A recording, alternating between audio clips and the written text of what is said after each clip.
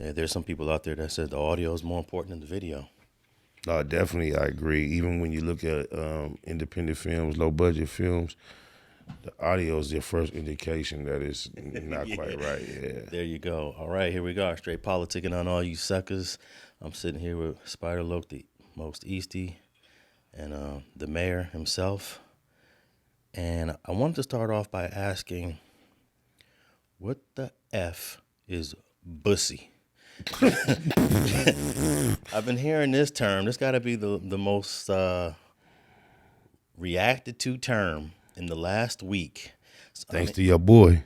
Now, I thought it had to do with a transsexual, but I looked up the definition, and it says here, bussy is a mashup of the words boy and P-U-S-S-Y used to refer to a man's anus. So... Whoa. I didn't know that. There's actual real definitions on the internet, and I know you guys. I know you guys been hearing this word floating around, as Munchie B would say, the metaverse space. Metaverse. Yeah, I thought that had something to do with trans people. You know what I'm saying? That ain't. Well, I thought it was referring to a trans that ain't fully got their transformation, but yeah, referring to the butthole. I believe that's probably where the term probably became commonly understood, but recently it's become popularized by someone that we all familiar with, and because he expressed some type of affection toward it or appreciation for certain individuals, I couldn't understand for the life of me why he would open his mouth and say something that preposterous other than he meant it or he desired it. But yeah, I've never thought outside of hearing the word immediately about something called a bussy. I've heard of budussy and the smell. I guess that's the smell that's produced from stanky sea necks. But just a bussy and hearing a Kiwi expressing affection for a bussy is outright despicably disgusting. Deplorable. Yeah, I don't think he's probably the first L.A. street guy to ever say that word online. It's one thing to say it, but it's one thing to say that you appreciate it. Oh, okay. I didn't even know.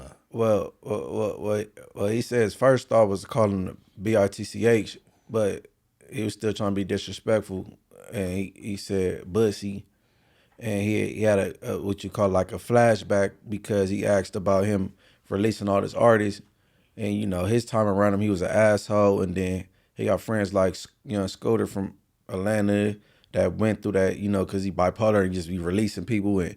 He you know what I'm saying, he just don't like his get down. So he said that's how he came. You know what I mean? But living in Atlanta might have you thinking a certain kind of way. I tend to agree.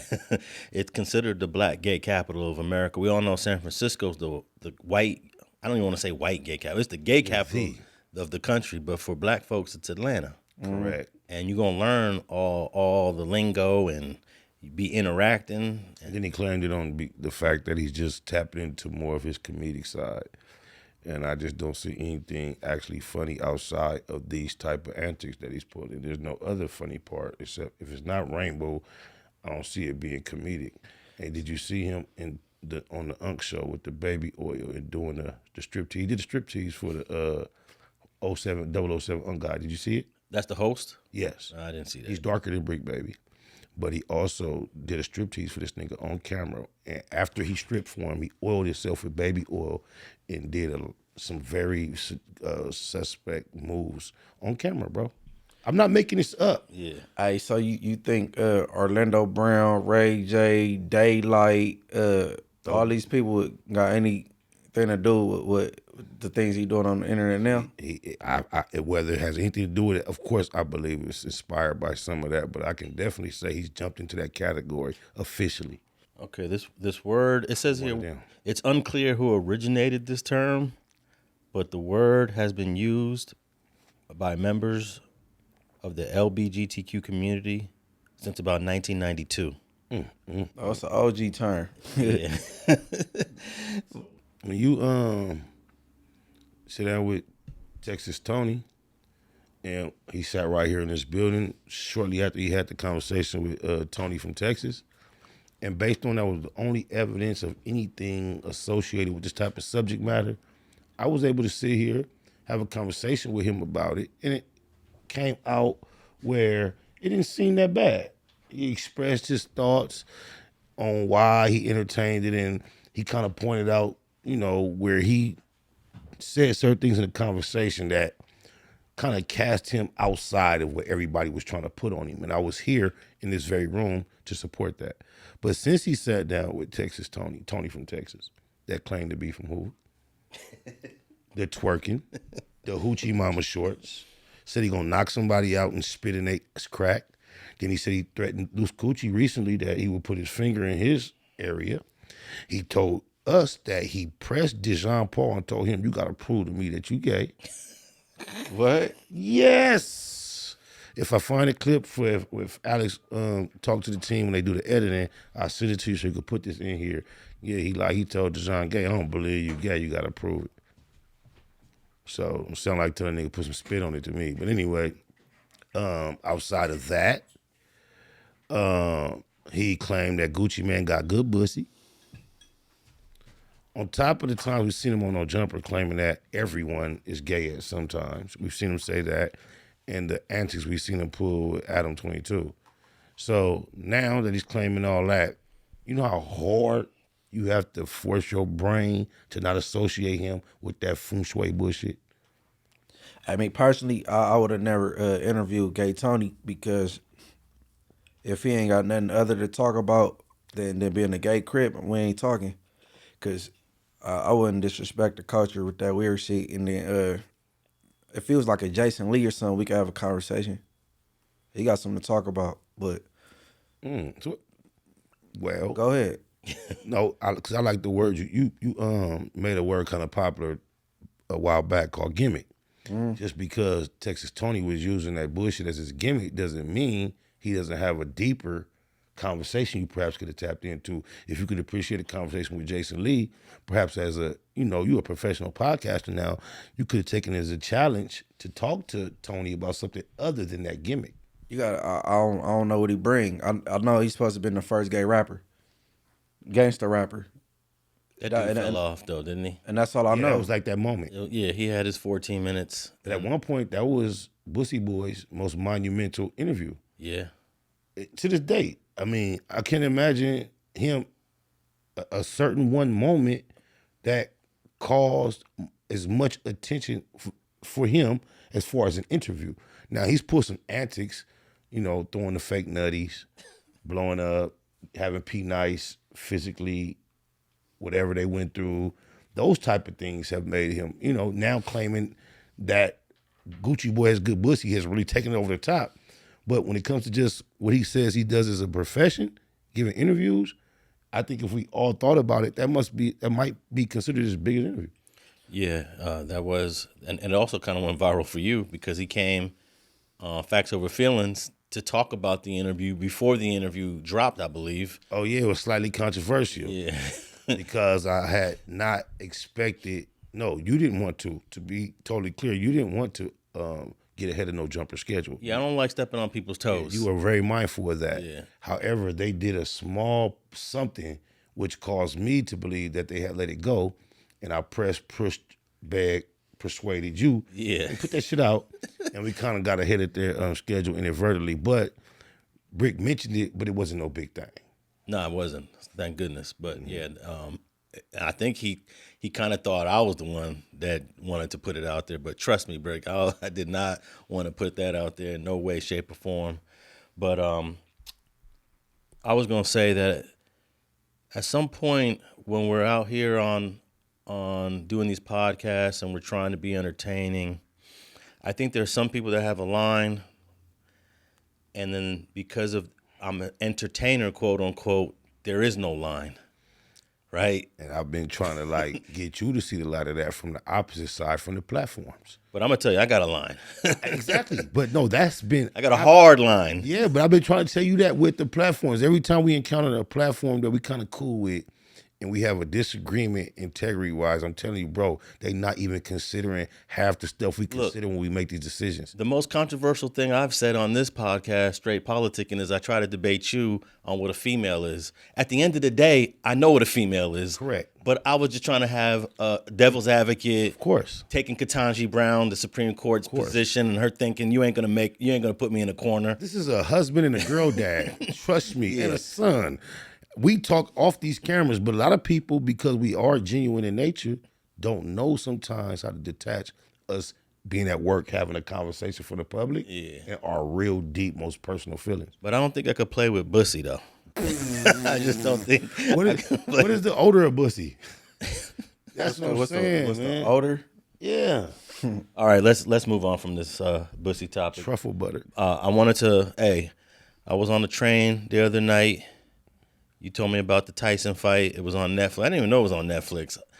Got there, got to watching it, man, and I was like, what a waste. What a waste. You didn't get, all you got to saw was the Tyson fight? No, I saw the two girls so fight. it wasn't that much of a waste. Yeah, those two girls, they was going at it. Pretty good. Shout out Amanda from Puerto Rico. Yeah, my Boricua sister right there. She won that fight clear. Yeah, she a champ. She a champ. She had blood in her eyes, squabbling through and through. She was a smarter fighter. And the other girl, the Irish, what was the Irish girl's name? Katie? Katie.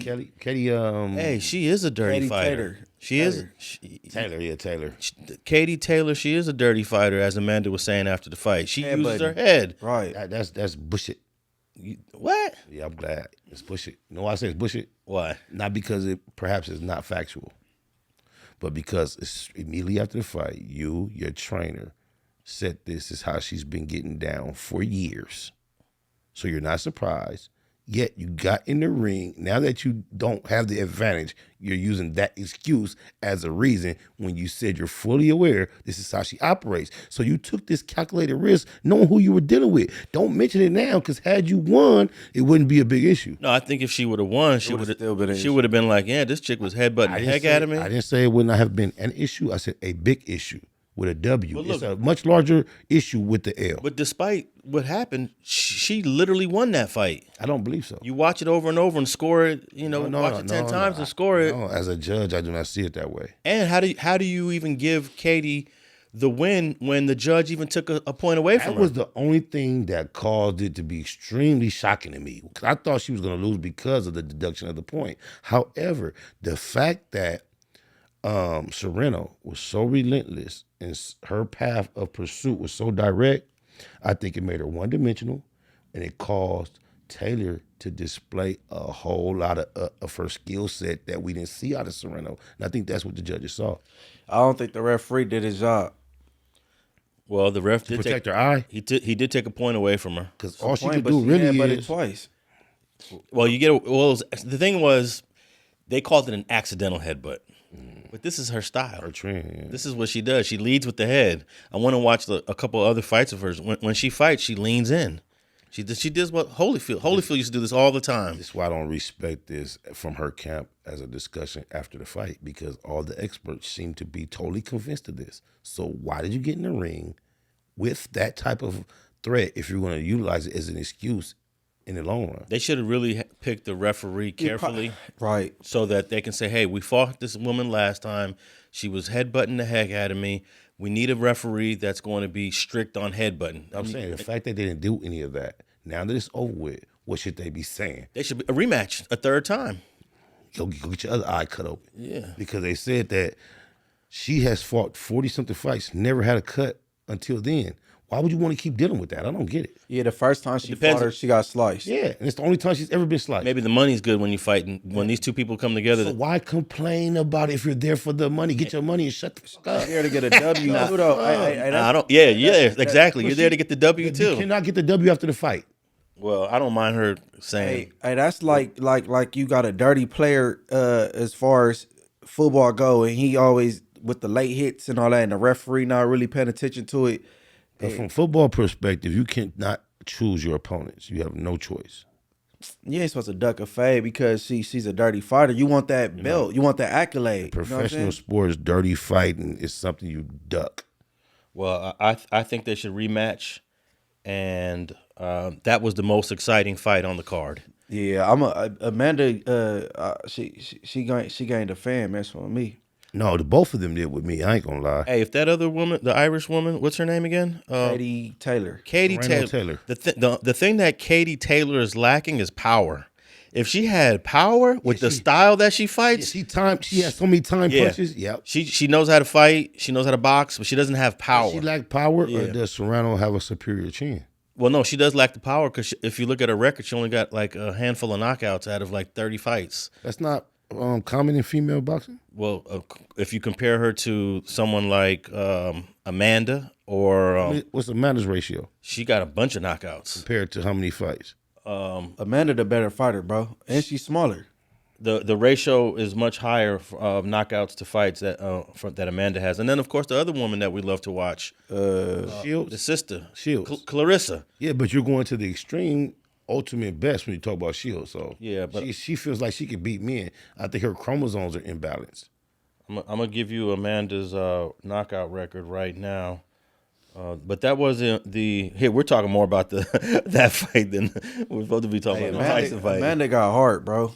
Okay, so she has 47 wins, 31 by KO. You know, and How many Katie Taylor got? she's got like I think she's got single digit KOs. That's probably why she didn't get the W, because she couldn't find a way to knock her out. That's what that seems like now. Let me see how many Katie Taylor has. She rung her bell earlier in the fight though. She dazed her early on. Did y'all catch that? Yeah, I think it was the first round. Oh yeah, when she little we nobble her, yep. But and then ever since then, old girl got the dancing and she couldn't land like that again. And I'm gonna tell you, they fight in Ireland. Them Irish people, there's some brawlers in Ireland. Yeah, exactly. So check this out. She's got 25 total fights. She's 24-1, 24 wins, 1 loss, only 6 KOs. So you could tell There's a difference. Yeah, She fight Amanda again. She gonna lose. yeah. Amanda gonna come with a blueprint. She has got to keep her distance so she don't be leaning Are on. these pom poms that I'm witnessing? Nah, hell no. No, I just hate when I just told you she gained a fan. Well, Spider thinks that she actually won on points. Katie. I understand why she won. Fight with your I'm face, not not a your professional boxing judge, and I believe that fight is a challenge for professional boxing judges. So I'm not gonna try to put my opinion up there over everybody else's. Even the announcers were a little surprised. Right. They don't get paid to judge. They don't get paid to The whole make crowd fight. was. Felt I like don't she know got why I don't snubbed. get it. All I'm saying is I understand how either of them. I wouldn't have been disappointed if either of them would have got the W. I could understand the argument from either side. So you saying maybe a draw? That would probably just like the dudes that squabbled before. That was a controversial, but a draw. Most people could say, yeah, I get it. They was punching each other out. They did their shit, bro. If that eyelid didn't get whooped so open, those fights would be equal. Yeah. Those were 2 good fights, bro. They way beat out the main event, which I think that's why we brought it up. Yeah. Talk about the main event. Amanda and Katie stole the show. I think the eyelid stole the show. And, you know, she's going to have a tough time with that eye because that scar tissue is not going to heal 100%. And every boxer that fights her in the future is going to go for that. Open it back up. Let me open that eye back up. Now, can I ask both of you guys? Well, my bad, but I'm just zooming to. Do you see in her face the little, like she looks like she has the personality that's willing to take that, like that little. It's like something's missing slightly. What you mean? I think all boxers got a little something missing. Okay, okay, all right. We ain't got to single her out. You're right. You see it. Which one you saying missing something? Nah, the one with the eyelid. Yeah, it's not all there, bro. You talking about Amanda? Yeah, Serrano. Yeah, Amanda Serrano. Oh, you think she missing a Serrano. little screw? Bro, it's like you gotta look deep in her eyes. You can see it, bro. Yeah, I think. I even think female boxers have probably got more screws loose than the male boxers, because it's natural for men to fight. You know, What female boxer have you seen maintain their femininity the most? Muhammad Ali's daughter. I think the girl that's going up against Clarissa, what's her name, Gumbart? I'm not tapped in with her. Yeah, she got a female that they've been like teasing a fight between Shields and this other little. You don't think Layla Ali kept maintain her femininity throughout her career? I cannot say she didn't. I'm just not familiar with her enough. Oh man! And the fact that she was supposed to be Muhammad Ali's daughter and the Latifa in her, and what I have seen, I haven't seen the femininity like that. When she was young, in her prime, she was beautiful. I believe you though. Shout out to her though. I haven't seen her lately. Shout out to her. But Munchie B, wake up. Nah, I'm listening to y'all. I think she got a lot of women in her. Who? Layla Ali. Ali. I kind of like Clarissa though. but she does come a little slightly masculine. And then when the fact she starts challenging the male boxing world doesn't help her femininity at all. Did that ever go through? She's supposed to do the exposition fight with a dude. No, because one of her sparring sessions with a not great male boxer leaked, and she got dropped so cold. It's like, shut up. All right, man. Look, Tyson has no business ever walking into a boxing ring again. That's what I wanted to that get was to. staged, bro. Even for 20 Yeah, million? probably. If it's going to be staged, at least look good.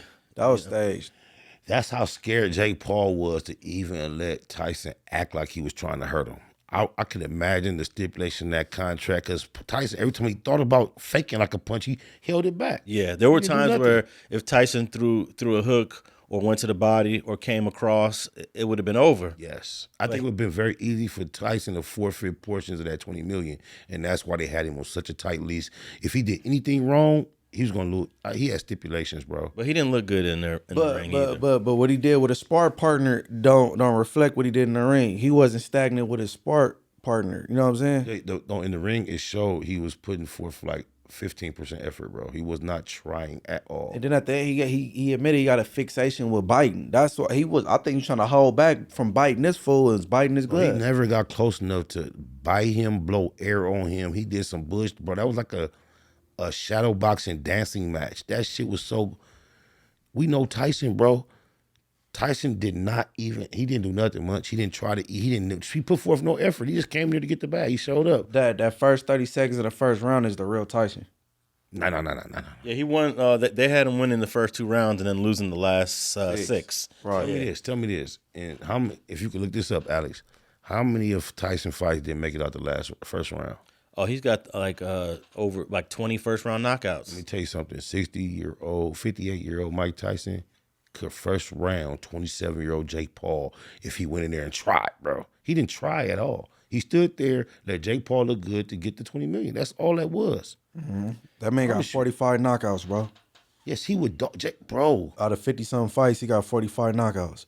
And they got a couple times where Mike like flinched and before he pulled the punch, Jake Paul's natural reaction was face turned, back turned, looking the other way, thinking Mike Tyson forgot about the plan.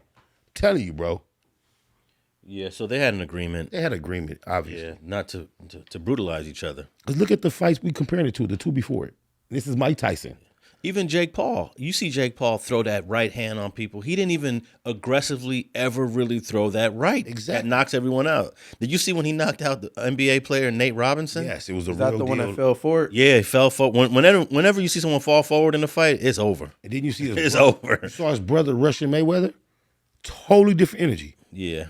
Mayweather really had to figure out how to show this big fool you can't fuck with me. But did you hear the boxer that said, I want to fight Jake Paul, and I promise you I'm going to knock him out? Javante? Wilder. Javante. Tank. Javante was... Jake will never get in there. Hell no, he gonna hurt himself. Yeah. With a little bitty nigga. Yeah, but I don't know how the difference in size. I do. Because Tank don't fight nothing but your jaw and your rib. Yeah. That don't have nothing. Your kidney don't weigh nothing. Your jaw don't weigh nothing. He don't fight. He don't lean up in there and do all that often.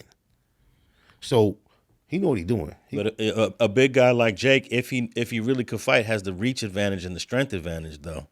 Everybody that Mike Tyson knocked out had the reach advantage. And height. You know, Mike only 5'10"? Yep. Yeah. Everybody knocked out. And Tank is such a skilled, seasoned professional with a passion for that big cracker. Hey, a lot of people didn't waste their money on a Mike Tyson fight for 45 seconds. I tell you, we need to be running scams, bro. The public is goofy, bro. I knew the fix was in before they started. Especially the slap confirmed it. Then when Mike Tyson turned around and sold his ass cheeks, come on, bro. We knew I it was trying not to bring that up, man. He was talking to his son and got up and showed the world his ass. I think he had a thong on. But look, How did his son have to feel? the last thing though I wanted to see is Mike Tyson get knocked out though. Or his ass. See, that's our. But look, they got footage of Evander Holyfield at 58 getting done the same way by a mediocre boxer, bro. Where do we draw the line on all our heroes? Now let's drag them out in front of the public and watch them get demeaned. Where do we stop appreciating this circus. Because there was an old fighter that came back and became champ again, and Foreman. It sold grills. You know, Everybody. everyone got that Foreman feeling. Hey, if Foreman can do it, And I bet you George won't go out there and go for none of that. nah, he's like 70 now. But he would have did it 10 years ago. Well, the grill probably saved him because we probably would have saw him doing something like this. But yeah, he came back in his 40s. Roy Jones and Mike fought 4 years ago. Yeah, and that was a different fighter than a couple nights ago. Was they really trying to, or they just? No, they did their thing. They On better each respect each But other. that was actually an exhibition fight. It wasn't even considered a real fight. A fight that would have never happened when either of them was anywhere near active.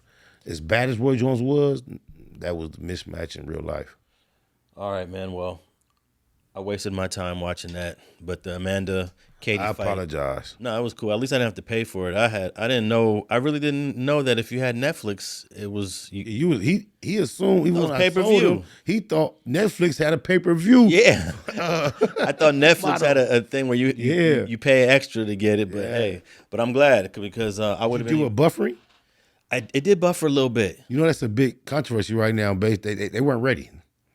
Oh, because it's the first. Is this the first time Netflix showed something live? Something at least Yeah. of this magnitude. Yeah. It didn't. It wasn't that bad though. The buffering for me, and plus I have super high speed internet, Okay. so it shouldn't. And when I buffer, These are the type of things that frugal individuals save their money for. Super high individual. I got 600 megabits a second, which See, is I don't even know what that means, but I know that's more than what I got. well 400 megabits is high speed. If you got 400, you high speed, and I got the 600. So super is an actual term. Well, I don't know what the term is, but high speed is 400 megabits per second, and I went up to the 600. It's like a 2X tall T-shirt. I'm a step above the high speed, or just higher speed. But if you got 400 megabits a second, there should not be any buffering, period. Hey, so you was already up on Amanda because you from Puerto Rico. No, I never even heard of. I don't keep up with a lot of the female boxers, so I was glad that she was from Puerto Rico. But see, I can relate so well because 70% of the black people that voted were voting for a certain individual because she was black. Barack Obama, he got a lot of following just because he was black, and that is hard to just ignore that natural support for your people. So the fact that you are Puerto Rican and you see every time I watch a fight, if I'm just scrolling through the channels and I see boxing and I see a dark-skinned person versus a non-dark-skinned person, there's no question who I'm going for. It's just, that's what I originally went for Amanda because she was the underdog. She had lost the previous fight, was running it back, and then she was the smaller fighter. So I'm like, I'm going for her. And then when she started getting down, she got hard. Tell me this though, Munchie. Her shit got split. It wasn't a regular split. Her shit was kind of flapped open, blood in her eyes, and she squabbled through that fight like unbothered. Mr. Mayor, Yeah. I gotta ask you this because I know it's a lot of viewers thinking this right now.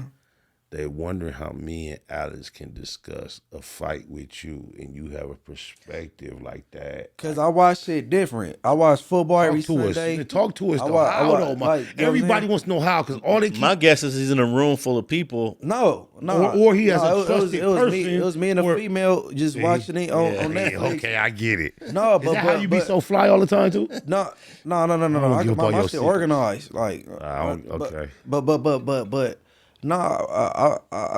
shit. I wash on my ears. I be watching the fight, and then you know what I'm saying. She got heart. Do you understand this perspective that I just finna say right now? Do you trust the world more than the average person? Do you trust humanity? Do you think more than me and Alex or the average person? Do I trust the world? Or people, strangers, everybody else doing their thing at a regular pace? Nah, I worry less. I ain't what you call paranoid and shit like that. I just, you know what I'm saying? Take it, okay. If I was shit, I'd be hiding under a bed or something. You know, I Uber everywhere. I know how you out here, but I'm saying, to me, I see it as I think that's synonymous. The trust and the lack of fear, I think it's the same thing. All right, I think that Possibly. I think the Netflix people and whoever was behind this, I saw a guy in a suit that they interviewed. I forget his name, but they did put on an amazing show. That was an amazing presentation. Up until the main event. Yeah. I love you, My Amanda. mama. The actual main event was lackluster, But the fact that I think that was an 80,000 capacity stadium. No, that's the 72,000. Dallas Cowboys place, bro. Oh, that's- yeah. okay, they had that thing Yes, that was packed. That's what. That's why Jerry Jones was there, and the Yep. Dallas Cowboy girls were dancing. And Trump. No, I went to UFC's after that. Trump was at the UFC fight. My bad. John Jones did this shit, but Hey, And Michael Irvin was there too. the Hispanics that was fighting, they had female ring girls. I mean, black. You notice that? But all them ring girls look like they was on an episode of Blink Twice or Get Out. I don't know what that. They look like Barbie dolls. Like they couldn't smile. They had these fake smiles that were just stuck. Even the black girls. Yeah, the black girl. We was debating whether her did she have were those real big old or tiggo. You Big feel old me? bitties. Yeah, bitties. yeah. All right. Did y'all know that Dame Dash was 1/3 owner of Roc-A-fella Records still? So why is he so upset, or why is he not sitting back chilling, smoking cigars, watching his grandkids grow up? Well, he actually is not the owner as of today, but all this time, I didn't even know he was 1/3 owner of Roc-A-fella. But what is Roc-A-fella doing at That was the real question, huh? Yeah. It's now Rock Nation and other things. Yeah, it's not Roc-A-fella anymore. Anyone was wearing Roc-A-fella clothes? No, I think Rockaware. You mean? Rockaware. Oh yeah, Roc-A-wear. Yeah, back then I was wearing Rockaware. But you know what? We all under the assumption if it's Rocka, it's the same umbrella. But technically, it's probably all separate, different shit. Yeah, I'm sure Roc Nation has nothing to do with Roc-A-fella. Or Rockaware. You heard what Nas said? Y'all rock fellas, I rock hoes. He said, "You son, that's what y'all choose to name your company after." When that name Saphir and Belly. Yeah, sincere. Sincere. It's just thing I see the nigga as sincere, bro. Well, Dame Dash had to sell his 1/3 shares of Roc-A-fella, and it was sold to the state of New York, and it was sold at $1 million, which he's saying was undervalued. It's an undervalue. Because you know eventually it's going to be worth more than that. Well, the thing is, I don't know what Roc-A-fella is in 2024. I know what it was. I don't know what it is. But I know artifacts eventually often assume or they accumulate value over the long term. So I think Roc-A-fella will, at least to some degree, can be considered an artifact to some degree somewhere, something that will accumulate value over the long run. Well, that was the winning bid, $1 million at the federal auction. Why did he have to, Alex? Because he's in debt. By how much? Millions. How many million? I'm not laughing at him. Here, let me read an article from the New York Post. It says here that this is funny, actually. Okay, the title is New York State buys shares of Jay-Z's Roc-A-fella Records to make deadbeat co-founder Damon Dash good on back taxes. Ain't that a jacked up title?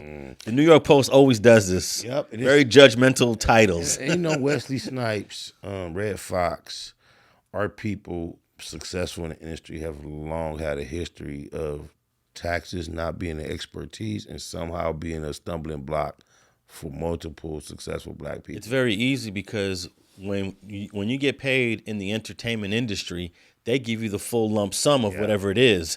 They don't take the taxes out like a payroll check. Right. And we don't think like, okay, this $100,000 check is really not $100,000. Yes. But you treat it like $100,000, Exactly. and then you realize, oh shoot, I'm $20,000 in debt now. Exactly. So that's the part people don't understand. All right, my first thing, damn, is Jay-Z that beloved in New York to where they calling Dame Dash a deadbeat in the title? That's just the New York Post. I don't know. The New York Post does this all the time. They give you these titles that are very judgmental. They'll put you down. It's not an unbiased piece of literature. Trump said, hang him.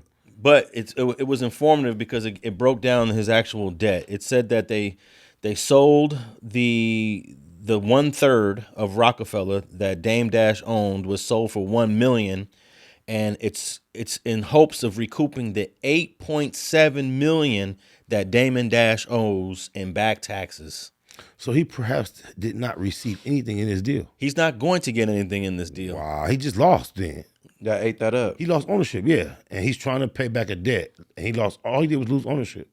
Okay, let me read this part right here. An anonymous Albany representative of the state of New York entered the winning bid of $1 million at the federal auction in Manhattan in hopes of flipping the 33% stake that Dame Dash had in Roc-A-fella, which produce hits such as Hard Knock Life and 99 Problems.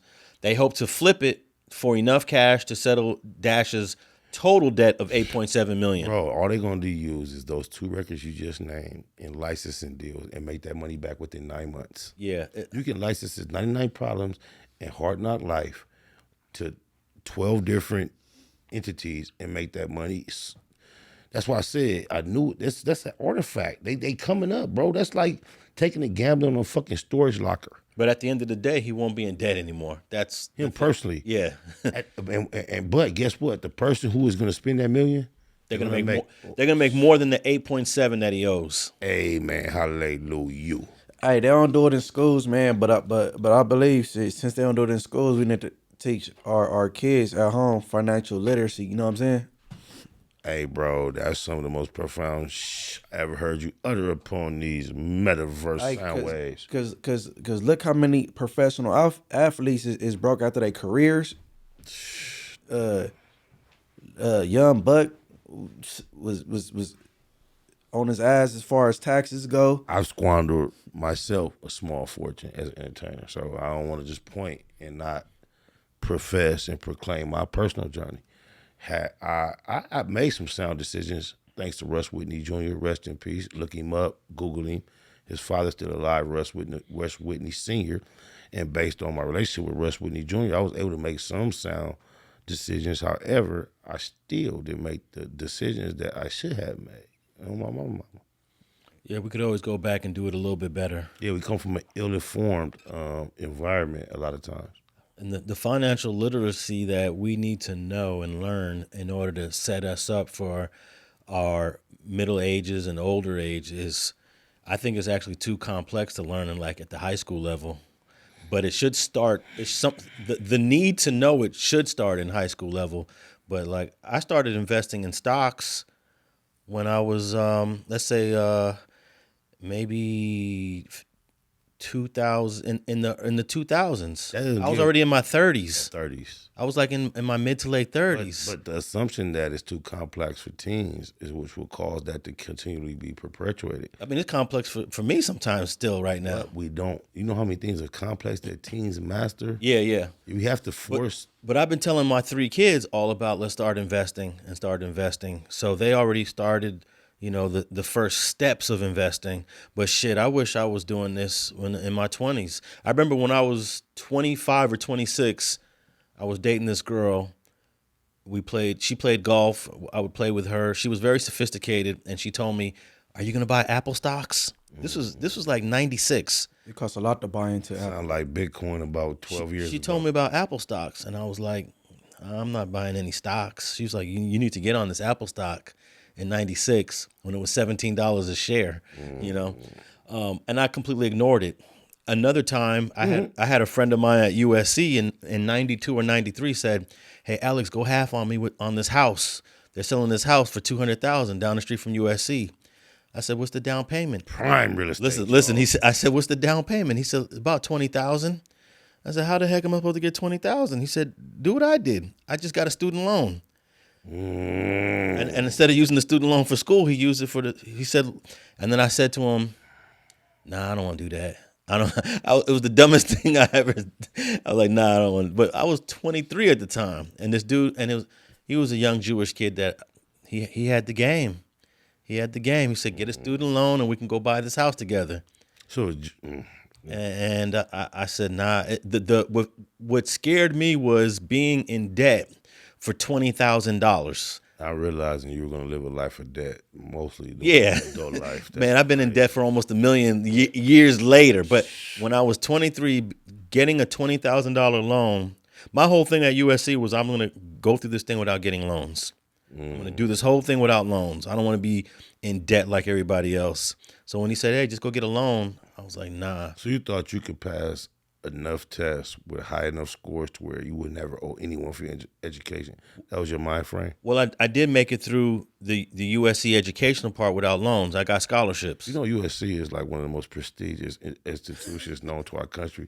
And then you have such a vast understanding of the degenerate shit. How do you balance the both? How the fuck are you a USC high level graduate and you a graduate of this USC according to University of South Central. Yeah. Both, bro. I don't know, but when I first told a couple dudes that I want to go to USC, you know what they all told me? They just laughed.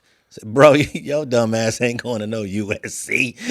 Your dumb ass. That's what I said. Your dumb ass ain't going to no USC. And I was like, yeah, you probably right. But then like a couple years after that, I figured it out. But yeah, this financial literacy, man, is something that we should start teaching at the high school level. But imagine teaching like dividends and stock investments and portfolios at that level. I wonder. All you're going to do is cause some type of crash, because I believe the educational system is developed to disperse information to the youth at a level to where the adults that are living have some time to occupy this space that doesn't include these kids. Because if they learn enough, eventually they're going to decipher through the information they actually need to be successful, weed out all the shit that's excess, and they'll be in this earning position too soon. And I believe that's what we're going to come on. Because I don't think it takes kindergarten to 12th grade. What it takes us 12, 14 years to do that? 13 years. I believe that's about a 6-year process, bro, of information. The Feel me? The game givers in the industry, I say 50 Cent, Nipsey, Dame Dash, and Master P. And 2 out of them 4. No Diddy? No. Oh. No, I wouldn't say him. I'll say, because other people won't say Yo Gotti, because they don't pay attention to him, but he give game about real estate and stuff too. But the original 4 you said, shit, Dame Dash and Master P fell on hard times. So I'm saying, well, all the game they done gave, how's y'all, you know what I'm saying? When they say hard times, you be thinking they hard times be as hard as our hard times? Nah, they broke ain't our broke. Right. But it's broke to them, you know what I'm saying? But you think it's broke because they had a bigger expectation and a lack of knowledge of what life really was with money? Because if you and I both, we could just go to Palos Verdes right now and drive by the coast and see all these homes. Nobody's involved in entertainment or none of that. Finances and lucrative lifestyles and money is everywhere around us. I think a lot of us as black, we focus on the wrong shit primarily. There's a lot more money out here outside of entertainment and sports, bro. It's people living good that we never heard of, a lot of them. If you would read the Forbes richest Americans, the majority of them are into property. Real estate. Yeah. But there was only 3 bids for this Dame Dash 1/3 of Roc-A-fella. One bid was $250,000, another bid was $223,000, and then the state of New York just said, well, we're going to pay $1 million for it, hoping to flip it so they can pay off all his what did I say, 7-point-something million? 8 something. I believe it was more than a hope. 8.7 million. But check this out. Dame Dash also, New York City has also demanded more than $193,000 in unpaid child support from the record executive in recent months, and will be paid from that bid money. So not only does he owe back taxes, he owes back child support. I would never pay child support. Whoa. Well, if the judge says it, never. How do you avoid it? I mean, that's what Dame Dash said. I ain't never. That's probably what he said. He's saying he's not going to take a legal job for one, because you know what they do. They'll garnish it. Hey, first of all, it didn't cost me nothing to make this baby, bro. For one. For two, a lot of these fathers is in the kid's life and still getting taxed. So you just getting charged because you well off. And they have Dame Dash listed as one of the most tax delinquent residents in New York State.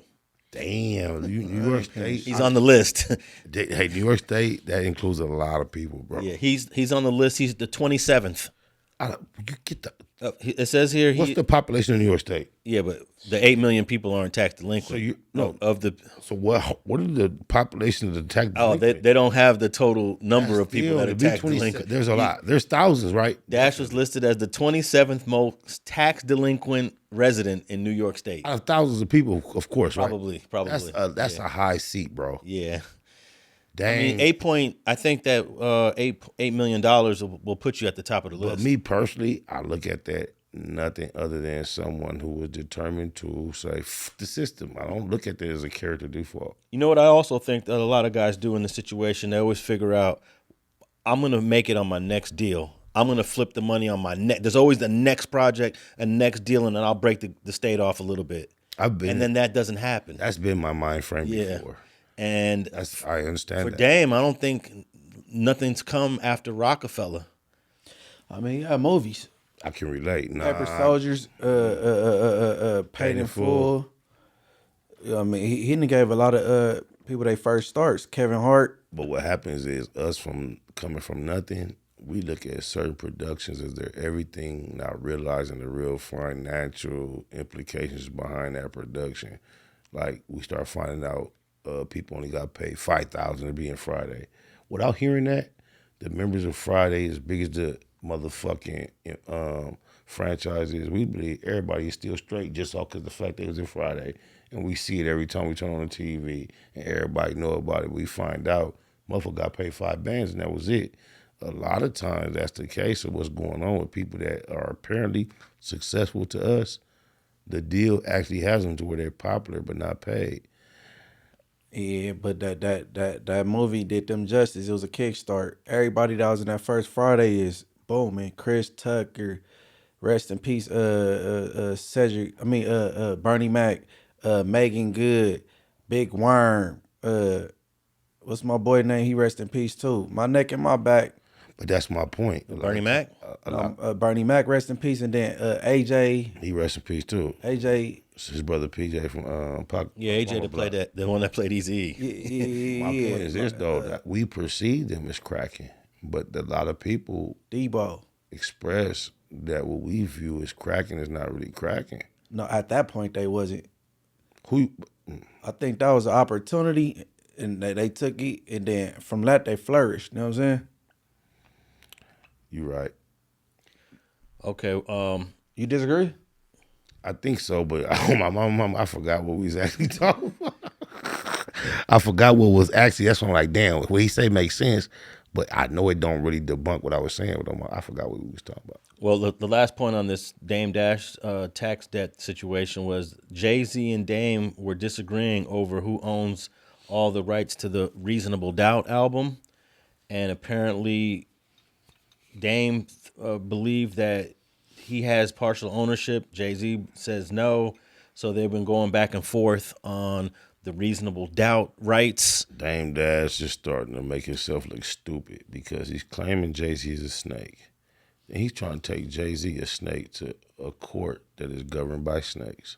How the fuck you think you're going to convince snakes that a snake is wrong? How his teeth fall out during life? You see that shit? Whose teeth? Dame Dash. He was going back and forth for 50. Yeah. The troll Talking shit too. talking shit in his teeth, like, and he cut His the whole camera. front dentures, but it was too late to cut though. That everybody seen it, and he tried to act like it wasn't no big deal. Come face the camera. Yeah. I was disappointed in Dame, man. You's a boss of bosses, bro. You supposed to have your girl right. That's true. You feel me? You better screw them motherfuckers in your gums, nigga. Get you some motherfucking implants. Yeah, I something. think they scared. You know what? I think it's a lot of people. The dentist is that the fear of the dentist ranks up there with a lot of real fears for a lot of people, especially grew up in our environments who parents didn't have insurance. You didn't get used to the dentist as a child, and the whole fear of the dentist. A lot of people, that shit is real in their head. They do not fuck with the dentist. Oh man, that nigga's a millionaire. His teeth supposed to be intact. Shouldn't be falling out during That's his another life. thing we keep believing is how do we just trust he's a millionaire still? Even if you're a thousandaire, your teeth supposed to be intact. Especially in the season in the fucking time of veneers, huh? Right. All right, well, we'll go from one rapper. Well, Dame Dash wasn't a rapper, but one hip hop guy to another one that has some legal, financial rights trouble, and it's our boy Young Thug. Do you know this dude? He's not in trouble. No, it's just a disagreement. I mean, Dame Dash ain't really in trouble. No, He ain't I going thought to- Young Thug. I thought Young. No. Okay, go ahead. But I mean, Dame Dash is in financial, legal trouble. He ain't in criminal trouble. Dame Dash has got the state of New York's got to figure out a way to flip those the 1/3 of Roc-A-fella that the state of New York now owns and flip that into the $8 million to get him out of debt. What if they can't? But we'll see. You believe they'll be able to easily Oh, definitely. Get That's why I think that the bargain was such a low ball to guarantee you can make your money back. Well, Dame has an attorney working on this, and hopefully the attorney's like, "Hey, you guys are going to make $20 million off of this. Definitely they are. You better get that 13 million excess or then the cut 12 him million in. and give it to us." Or cut them in at least. Yeah, because once they get their 8 million, then everything else should go to Dame. But they're gonna no, they're gonna charge him for that relief. That's Yeah, because that's not free what they did. yeah. There's gonna be some interest. Yeah, they're gonna cut him in. There's gonna be some interest. But Young Thug is in a similar situation, in trouble financially. This dude sold his catalog. Young Thug. He sold his catalog after he was in custody for 16 million. He didn't know he was gonna get out. But to check this out, he didn't have 100% rights to his catalog. It was AEG partially owned his catalog when he sold it. So now AEG's like, hey, we want whatever, that 16 million is not your 16 million. So now AEG and Young Thug are going back and forth right now. But you're right. This dude was like, hey, I need as much money as I can right now. I gotta fight. I'm fighting for my life. I'm gonna get 16 million for my catalog. I need that. Yeah. He probably had to get him lawyers between 9, 12, 13 million, bro. He spent on that. He spent on his freedom, bro. And that's the epitome of I'm in this game, and when it's all bad, that's what I got this shit for. And out of all the bullshit I could just like point out, clown Young Thug for, bro, he did the most gangsterous shit, bro. All right, let me read this article real quick. Young Thug sold his catalog for an eye-watering amount while he was locked up, but he may have to give up a huge portion of that money thanks to a new lawsuit. Young Thug sold his catalog for 16 million, but now AEG wants its share. Pay him, Thug. What started as a potential partnership between an artist and a corporate giant now has divulged into a tangled legal battle over millions of unpaid debts, contested copyrights, and a catalog that was sold without AEG's consent. All right. Now here's my part. How do you get a buyer that buys this when they know it's clear that AEG's partial ownership? He had to lie. He had to lie to the buyers. See, so this is a guy who almost lost his life for doing something illegal. Yeah. I don't want to suggest he may have done something fraudulent. No, you have to. I don't have to, because you got to. No, I'm not saying I'm you. just saying I don't want to. Yeah, I don't. But there's like a stack of papers like this that you signed, an inch thick stack of papers, and there's one of these papers that says you, Jeffrey. I'm trying to tell you that was a thought that may have come to my mind a long time ago, but that's not something I'm going to introduce or suggest upon this. Whoever bought the catalog, I thought you're supposed to have lawyers in play. Why your lawyers didn't catch that? No, what happened was you as the owner, Young Thug as the owner, signs off the rights, and there's papers that say you own this 100%, and Young Thug signed that one saying, "Yep, I do." Not divulging. So it's not on the buyer. The buyer's not in trouble. It's the seller now that's in trouble. So that's why AEG is suing Young Thug. That's why I might have to sue LA City Cars, but go ahead. The entertainment giant claims that rapper Young Thug Jeffrey Williams violated a previous agreement when he offloaded copyrights tied to over 40 compositions, assets AEG says were supposed to serve as collateral for an unpaid loan that AEG gave to Young Thug for $5 million. How much of his catalog did he sell? I don't know, but he sold. This catalog should be worth more than 60 million. All I'm saying is this, man. The system been sold for that catalog for years. So if Young Thug hit a lick on the system, that's for everybody. You know, Michael Jackson died saying he hit the lick on Sony. He had just whooped Sony for the Beatles catalog? More than just that. He said, I'm retiring with half of their company. Yeah. You feel me? So on that sense, I don't even want to break down the details, bro. You too smart for your own good sometimes, Alex. What are you talking about? Because you see shit that the whole process, everybody don't see. And you just reacting, and all of a sudden you'll make the case against the person we trying to help. Well, I'm just saying from AEG's perspective, I'm not saying whether Young Thug is right or wrong. I'm saying from AEG's perspective, they're partial owners of his catalog because they lent him $5 million. Correct. So they lent him $5 million. They all have a signed agreement that me as AEG, I own a portion of your catalog. But at us from the culture, we know we go, Yeah. we you know. Hey, I understand. Hey, we all would probably did the same thing. We're in custody. We're fighting a stupid Georgia RICO. They're trying to give me everything. Hey, man, I'm about to offload my catalog for $16 million. And FAEG right now. your freedom's on the line. Yeah, I'll take care of AEG some other day. You know? Exactly. But how much y'all think he paid dealing with this case? How much attorney fees and stuff like I that? think he probably spent about 30, 40. well, check this out. If AEG gave him $5 million before, he's sitting on $5 million cash. He sold this thing for $16 million. That's $21 million cash. He has access to $21 million cash. Ain't no telling how much of that went to the lawyers. I'm gonna say at least 5, 6. If not all of that, and he probably has other money that he's been using to survive off of. Plus, how many lawyers does he have? We see the main lawyer steal, then we see the brother, and then you see all these other people. Everybody there got to get paid. I think we could. The paralegals, the investigators. You're getting charged with another RICO. You keep breaking it down, man. He beat him. Hey, it's crazy. People wanted to clown Boosie because he was selling his whip while he was going through his, you know what I'm saying, his criminal troubles. And that's the smarter thing to do. That's what you got these assets for. Nah, wasn't no real niggas clowning me. We keep making the mistake of reading these comments and thinking certain niggas is getting looked at a certain way by our circle. These YouTube comments. It was one of these celebrities I was trying to clown. Who was he? That's what you gotta make it know, because just because they're a celebrity don't classify them as a real one. Yeah, I think that was a smarter thing to do. Take this car you barely drive and handle the case with that. That's real. You understand, jury, everything you got that look good, that's of any value, you only got it. It's a pawn situation. This shit ups and downs. I got it, so when it's time to get bad, I go get me some cash. Fuck you mean? Like the boy Puffy.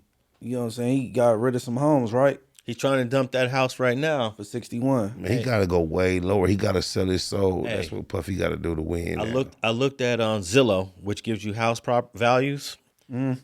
There's no house in that neighborhood worth $61 million. He's trying to attach his He's trying to attach his celebrity to the value of the house, which may have check worked. it out. There's one house in that neighborhood that's worth a lot of money, and it's $55 million, and it's bigger and has more bedrooms than Diddy's. $55 million. All the other houses in that immediate area, $29 million, $30 million. Some of them are $15 million. So somewhere between $15 and $30 million is the value of the houses in that neighborhood. So Spider was right. So remember we was guessing how much they probably had to go for. He's like 40. Then he said, all right, I'm going to go down to 39. Well, I would say that there's one, that $55 million house about a block away is close. So I would say he probably maybe squeeze out high 40s. He said the highest, closest home is how much? $55 million. Without. And it's bigger, has more bedrooms and more bathrooms than Diddy's. Minus the negative stipulations and all that. Yeah, I'm not even thinking about that And part. you have no idea or inclination to believe no niggas have lived in it. Us. No, Bro, that's you a really 20 think that's a factor? That's some ninjas lived in it? Yes. Why do you think Compton went from 100% white to all us? Why do you think there's no niggas that own homes in Torrance? Well, I have to look at it the other way, because when blacks started buying houses in Los Angeles in the 30s, 40s, and 50s, in Baldwin Hills and View Park and Windsor, it was the white liberal Jews that allowed them to buy homes there. They were cool with it. How much of the population do the white liberal Jews represent? Well, a very small portion. They own all of Hancock No, Park. that's not the question, sir. How much of the population do they represent? Because not the owners of Hancock Park, but the population by far is more what we're dealing with. Yeah, but a lot of those liberal Jews owned the majority of the property. You still have yet to answer the question. What's the population? How much of the population do they represent? Very small. That's my point. Yeah. So what I'm saying is Jews, the liberal Jews of the 30s, 40s, and 50s did not mind blacks, but it was blacks with money, though. It was high-income blacks that they invited into Baldwin Hills, into View Park. So I think that because Diddy's a rich dude, I don't know if he gets treated like a ninja the way you might think. I'm saying we have a Ladera, we have a Carson, but why haven't we been just able to have a presence in Torrance? I don't It's know. not accidentally, bro. It's so close to us.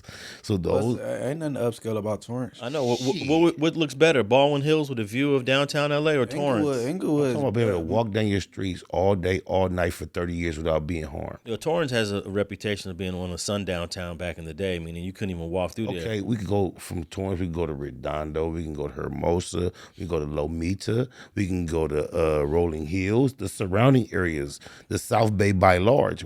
Outside of Carson and Gardena, where do we have an actual presence as homeowners in the South Bay? Inglewood. Yeah, Inglewood considered South Bay. Yeah. Inglewood I think is black. Even with your answer, I think my point was well made for the listeners and the viewers. I think Baldwin Hills is extremely prestigious. I still believe my point is being very well established. Where's the Hills, View Park, Inglewood? Yeah, but I don't. Stay out the sundown towns, according to my co-host. Y'all. Yeah, but I think you're right about the value of this house. He ain't gonna get nowhere near 60. Probably not gonna even get 50. Maybe 50. Maybe 40s, high 40s. 30s, I believe now. But I said that one house that's down the block that's comparable, but a little bit bigger, 55 million. So he's gonna get below that because any buyer would say, but that house across the street's 55 million. And there's no and it's bigger. Scandal. Yeah. Who wants to live in a house that believes that there potentially were minors being sexually violated there? That's a negative stipulation to that whole place, bro.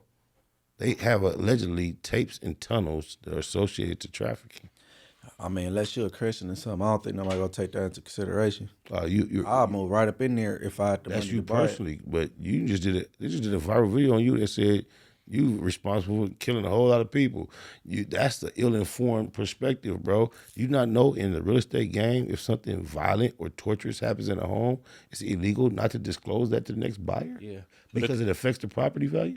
But he might go low just out of desperation because he needs to sell it now. But I was just saying, to his point, he thinks that's just like a far-fetched concept, not knowing that's a real professional issue. You can't even sell a home. I don't think it wouldn't. Me as a buyer, I wouldn't trip on any of that. That's personal. Would you trip on if you? Wait. Before we get to our personal, I'm trying to hear him know what the industry mandates. Yeah, you have to divulge it. That's all I want. You got to divulge all kinds of That's all stuff. I want. Termite damage. I want. Okay, so when it came to that mansion in Connecticut that once belonged to Tyson, you think that's where he allegedly caught the rape case at in that mansion? No, it happened in Indiana. Well, it's what I do Remember, know he went to about prison history. in Indiana. Happened at a hotel. Allegedly. I'm not sure. That's what I know about history. Because I don't believe he did that. That's what I know about history. The mansion was considered overpriced on the market till a nigga bought it. And then when that nigga tried to sell it, he had to sell it at auction prices because didn't know rich, prestigious white people wanted it after two niggas done lived up in that motherfucker. Maybe It's just so. facts. So who owned? So did 50 eventually sold that house? He right? bought it from a nigga and he sold it at fucking what you call it, clearance prices, bro, because he couldn't get what he wanted. below What would the, he invest? below the market. I don't think nobody wanted it once Tyson. When Tyson had it, Tyson he A rich nigga did. Didn't no white people want it, bro. That's what my point. Didn't no white Jews. a black man that just came into some money though. All right, we'll see what happens. The only person that wanted it. We'll The see what happens. absolutely only person that wanted it. So you'd be shocked if someone like Brad Pitt bought Diddy's house. No, I would not be shocked. The world would end. No one of that nature would purchase that property. I guarantee you, bro. Like a Robert De Niro, a Not Brad gonna Pitt. Anyone purchase that property is going to be either might be richer, they'll have zero profile. If they're famous, they'll be way lower on the totem pole because it looks like I came up. It's like 50 was looking, I bought Mike Tyson house. What about a white rich guy like Jake Logan? Was it Jake Paul? What's his name? If they do it, it'd be for a strictly Jake Paul investment troll purpose. Jake Paul net worth is 80 million. But you saw he came out looking like the nigga. You see his intro? Yeah. He tried to do his best motherfucking nigga impression on his intro. Well, he's definitely not going to get 61 million. Now that I looked at the values in the market on that community, there's even a house in that neighborhood that's worth 15 million, which seems cheap, right? Let's go thirds, y'all. There's a bunch hey, of property over there. I wanted to. I'm thinking that he's going to probably have to sell under market to sell it quick to get the money he needs. Munchie, he said that shit real professional, right? But I want you to know that's what I've been saying. Yeah, yeah. Yeah. Undermark, just say That's under. what I said, Munchie. Yeah, that's what I was saying. He's gonna, but it goes to what Munchie said a few moments ago about Young Thug's catalog. Munchie believes that the 400 songs is probably worth more than 16 million. And I'm thinking if Munchie's right, he probably just needed to dump it and get that money quick. At that time when he was in custody. Of course. Yeah. Of course. But I don't even understand music value. I don't understand how 400 songs from a Young Thug, how that's even evaluated, because I don't follow his music. I think it should be way higher than 16 I probably cannot explain to you. Because he's an elite artist at this point. I can understand it, but I probably can't explain it though. Like when we say elite artists, he's at the top of the top when it comes to rappers. Just think about when he got released, the white lady who didn't really understand thug gangster shit said, John Lennon, that's the best reference she could utilize to have a comparison to Young Thug was John Lennon. So think about what John Lennon means to regular American culture, superstardom. She compared him to John Lennon. Okay, in this article it says that Young Thug got 16 million from selling the stake in hundreds of his compositions, not just a couple of albums, but hundreds of songs. Minus the dress. 400 of it sounds like. Minus the dress, fingernail polish, and calling Birdman, Babe, Boo, and all that. It'd be hard to hate on Young Thug. Hey, I'm gonna do Everything else be A1, bro. I'm gonna do the math on this. If he sold 400 songs for $16 million, let's see how much he got per song on average. That's $40,000 a song. Yeah. $40,000 a song. Yeah. Does that sound about right? I mean, it's hard to really give a real educated understanding, not knowing how these niggas' lives really go. Because to me, hell yes. But if I find other details later on, I feel like, oh no, you should do something different. But right now, it always sound like enough. Munchie just sent me 30 unreleased songs in the last 2 years. Mm-hmm. That I love every one. They bangers, crispy, clean. So just imagine he could do that and get 9 million, 12 million. What the fuck do you mean? He already did it for free. I have 30 songs. I could have sent him back that I didn't send them. But the nature of that, being able to go create what we do naturally and turn it to any kind of millions, how do we say what is not enough? You feel me much? It's hard to value art. It's so hard. Hey, when I look at the top 100 paintings in the world, do you know how many black people are on that list? And it's not even a black American on that list. Basquiat is on the list. He's a mixed.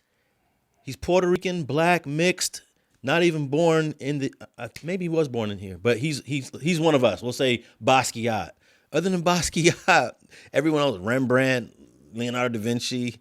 But I'm looking at this list and I'm like, the values of these paintings are so subjective.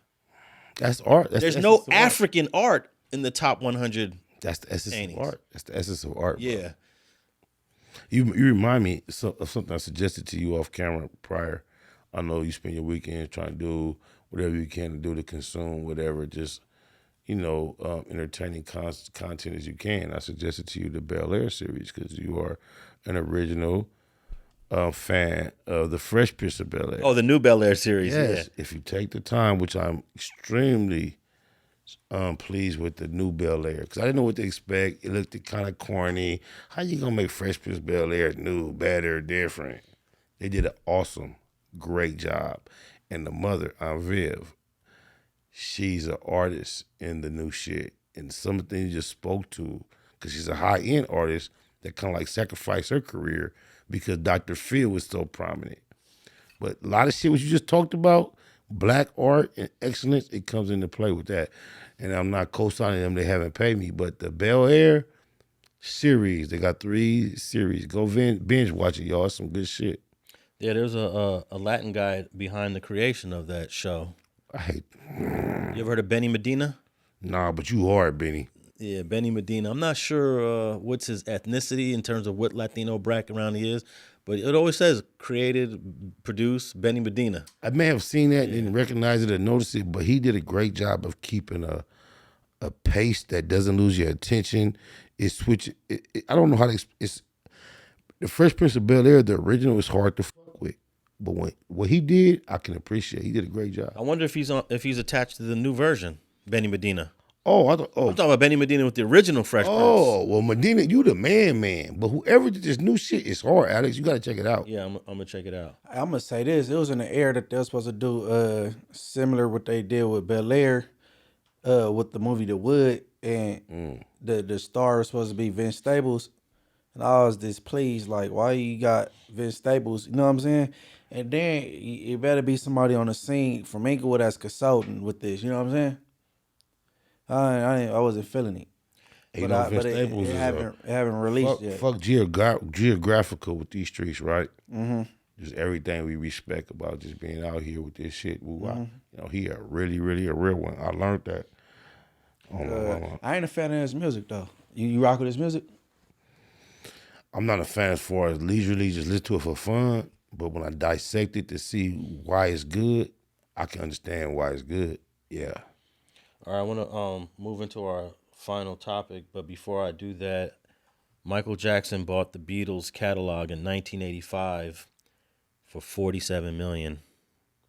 What is it worth today in 2025? Ooh, that I don't know, but I thought that was the whole shit. I thought I just beat you to the punchline. No, but $47 million is a lot of money in 1985. I think today is worth $2 billion. But he would have. I don't think he still owns it. I don't think his estate. No, his white adopted sperm donor, whatever them kids is, they own it. Let's see what the current value is. It's got to be in the B's. There's 2 of them, 2 or 3 of them. And Paul McCartney was so mad that Michael Jackson bought it. That's what the speech. You seen them speech? Yeah. Mike Tyson gave a gangsta ass speech before he died. It's estimated at $1 billion. That's a great come up. $47 million. Awesome. In 1985, and it's $1 billion today. It's not even 400 million. Just think to get to that much of a billion. That is amazing, bro. Damn. But you think the only shit we ever seen Michael Jackson do, like grabbing his nuts, outside of grabbing his nuts for dancing, that nigga jumped on stage and was like, yeah, I owe Sony 1 album. I'm gonna give him some old shit. I've been recorded. They had no idea I was such a slick businessman. I'm leaving a company with half. You think about it, bro. He was a. I'm just curious to ask Munchie if you think that Young Thug's undersold his catalog, his 400 songs, for $16 million. What do you think Young Thug is? Since you're probably more tapped in. He's your generation, right? So what you think? What you asking? What I think his catalog should have been sold for? Yeah, you said you think 16 was too less. So probably like 40 million. 40 million? Okay. That's what Michael paid for the Beatles in 85. So what's that? 40. 24 more million? That's that price based in on 85. what? Well, based on how many number ones he got. He and knows. Then coming from now, you know how streaming is. It don't stop. It ain't like you taking all the hard copies off the. But are you counters. saying that from a Young Thug that wasn't facing life in prison? Because it's a different value when we know you're desperate. That's the way the market works. So we're not talking about the quality of the work. We're talking about the position he was in. Was that a fair deal when he was back against the wall? That ain't what he was asking, but to what you saying. I mean, when you in the type of situation, shit, you know what I mean. Get rid of it. Your freedom more important. I respect that. But I don't believe that's what Alex was asking. Okay. I was just wondering, what do you think it's really worth? Because I'm not tapped in. I don't even listen to Young Thug. I think you detected disappointment in Munchie from what Young Thug accepted. Yeah. So you just question him why you don't appreciate the number.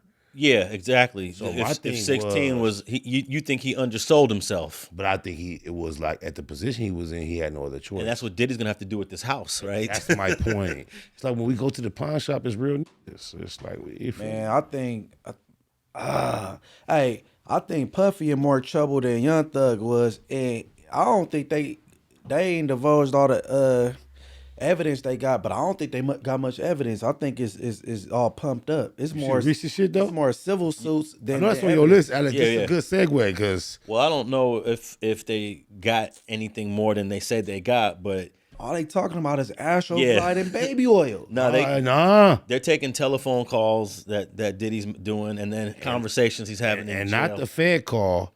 Apparently, they didn't slid the phone up under Diddy. He bit and then jumped on that motherfucker. Or talking on a cell phone, bro. Yeah, but he's got a bail hearing later this week, I believe on Friday. The third bail hearing, the one that we had that long conversation with attorney from San Diego, Jamal Kersey. Shout out Jamal. Jamal does not believe he's going to get bail. I thought he was going to get bail, but then after reading the more recent stuff that the government is accusing Diddy of, not the charges, just his behavior. Imagine having a fish aquarium and you studying a certain species of fish. You know how they're going to react to every fucking element that you put into their aquarium. Then you put other fish in there, you put other shit in there, and then you put the element into their aquarium that you know they're going to react to. This nigga Diddy is dealing with the fucking feds. They've been studying us, the elements, the ins and outs. Then him in particular, his situation. Then they dropped a phone in the system, made it seem like it came from an inmate that he could trust, and they got everything they wanted up out of him, Munchie. Hey, and that, but see, and that showed me that they ain't got nothing. They have to still go to the extent to try to get some more stuff on them. You know what I mean? I don't think 6 months was a long time. They came and got him 6 months after his matches got raided. That's not long. But look, if the government did find a way to infiltrate this phone, it's probably because they want to make sure bro does not get bail. They want to make sure a judge does not feel sympathy for Diddy to give him bail. Maybe this has nothing to do with the actual case, Munch. This just has to do with we want to keep him in jail. That's exactly what it has secured. I want to know the definition of entrapment. Because I'm starting to not understand what entrapment is. We haven't heard that word in a benefit to a suspect in a long time. I can tell you this. I've worked on a lot of cases where defense attorneys have tried to argue entrapment, and judges don't want to F with it. And I'm sitting there saying to myself, that is entrapment, though. That is entrapment. Our system has said, okay, the law can lie. So how can you ever push entrapment if the law can lie? I don't get it. Yeah, there was a case that allows police officers to do what's called ruses. They're allowed to just lie about everything in order to entrap you, and it's legal. So I don't know what an illegal entrapment is and a legal entrapment is. The line is blurred. I don't believe the illegal version exists anymore. No, there is a way that entrapment is a violation of. I would challenge you to find the last time there was a precedent. So the feds gave an inmate a phone they was supposed to have in a penal institution or a correctional officer. Yeah, we don't know exactly what. You don't know who did it. It could have came from another inmate. It could have come from a visitor. Whomever it came from, right? So he got a phone in a penal institution that they have evidently slid on him. We don't know that 100%. Here, let me read it. It says here. It says his methods. Okay, let me read this. In a 30-page memo filed by the government in response to Diddy filed a multi-page another bail package, and the government responded to it.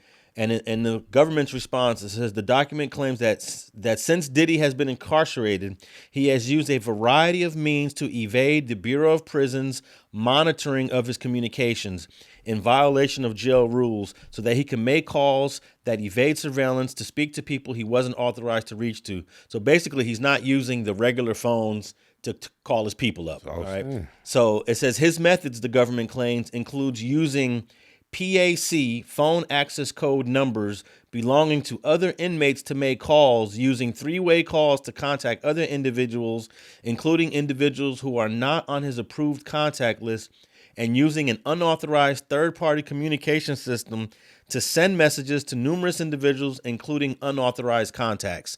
Now, in the feds, you have to write everyone write on a piece of paper everyone you're gonna talk to, everyone who's gonna call you. Everyone you want to call, or if you're doing the email thing, everyone you're gonna email, and everyone's gonna email you.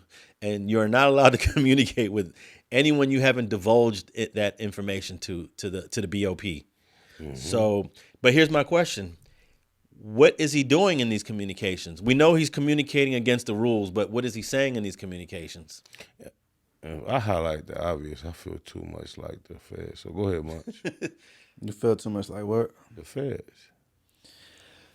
Hey, man, they need to just let him fight his case, man, instead of trying to catch him all these booby traps and shit. Just let him fight his case and you know what I'm saying? Justice be justice. On that point, I believe they're doing exactly what Alex suggested. They're trying to Keep him near. There you go. Now, in the government's response to his new bail package, it says that the reason why he's doing all of this manipulation on the phone is because he's planning a public relations strategy in order to influence the jury pool, and they also put a link to an Instagram post that his family did for his birthday, and they're saying that none of the things he's doing has been criminal. Diddy is too black, too dark skinned to pull off anything in his mind he think he finna pull off, bro. Hold on. So what they saying that Instagram post when they was singing "I'm Happy Birthday"? What that wasn't on the that was on the cell phone? No, they're just saying that's done in an effort to make Diddy look good to influence the jury pool. Yeah, his son got control of his Instagram now, and he want to paint him in a different light. That ain't against the law. But They showing over and over him kicking this. Whether this it's lady. against the law or not is not necessarily the best thing in Diddy's case, bro. If Diddy was really, really wise, just think about what we all talk about when it ain't about us, just talking in general. Shut the fuck up. No, I'm saying they painting them in this light. They got all these documentaries, freak off documentaries, all this already, right? He ain't been in jail a month, but he can't have his son take control of his Instagram and post the things that'll put him in a positive light. No, because guess what? That's not against the law. No, it's not against the law, but it's not best for Diddy. All right, but this is what that shit add up to compare. This is what the government has said about his social media campaign. It says the defendant is explicit about his intention to use public statements to alter public perception. The memo reads, it points in particular to a social media campaign around Diddy's birthday, citing this post, which is a link to when they're singing happy birthday, in particular, which the memo says the mogul enlisted family members to plan and execute at his carefully curated direction. So all of That's that. why he supposed to shut up and don't say shit. Hey, every inmate in CDC, LA County Jail call home on their birthday. And now on this birthday, he called home and his daughter and his family was singing him happy birthday. Whoop-de-doo. They tripping. They doing too much, bro. Yeah, it continues here. It says the defendant from within jail then monitored the analytics, i.e. audience engagement, and explicitly discussed with his family how to ensure that the video had his desired effect on potential jury members in this case.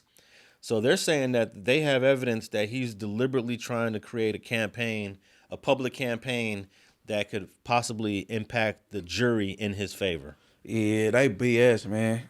BS, man. Hey, stay away from crime. Don't subscribe to the streets or anything illegal, because they ain't playing fair.